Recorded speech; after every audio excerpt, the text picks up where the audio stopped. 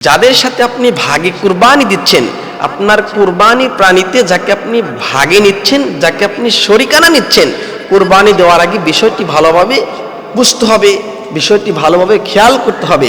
যাকে আপনি কুরবানির পশুতে ভাগ নিচ্ছেন, তার ইনকাম যদি হারাম থাকে, আপনি যদি জানেন সে সুদি কারবারি করে, তাকে যদি আপনি কুরবানি প্রাণীতে ভাগে নেন, তাহলে আপনার কুরবানি কিন্তু বরবাদ হয়ে যাবে। আরেকটি বিষয় আমাদের খেয়াল রাখতে হবে, যারা ভাগে কুরবানি দিচ্ছেন, 5 ভাগে মিলে যদি কুরবানি দেন, একজনের ধান্দা যদি থাকে গুস্ত খাওয়া, তার নিয়তই আপনি জানেন যে গুস্ত খাওয়ার নিয়তে সে প্রতি বছর কুরবানি দিচ্ছে, তাহলে আরো বাকি 4 জনের কোরবানিও কিন্তু বরবাদ হয়ে যাবে। এই বিষয়টা আমাদের খেয়াল রাখতে হবে।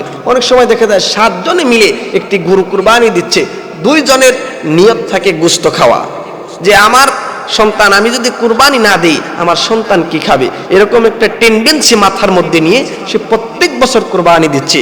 এরকম গোশত খাওয়ার নিয়তে কেউ যদি কুরবানি করে, তাকে যদি আপনি কুরবানির প্রাণীতে ভাগে নেন, তাহলে কিন্তু আপনার কুরবানিও বরবাদ হয়ে যাবে।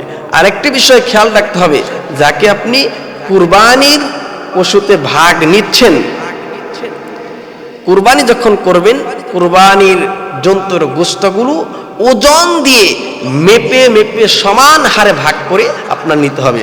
আপনি 100 গ্রাম বেশি নিচ্ছেন, আর একজনকে আপনি 100 গ্রাম কম দিচ্ছেন, অনুমান করে ভাগ করলে কিন্তু আপনার কুরবানি বরবাদ হয়ে যাবে।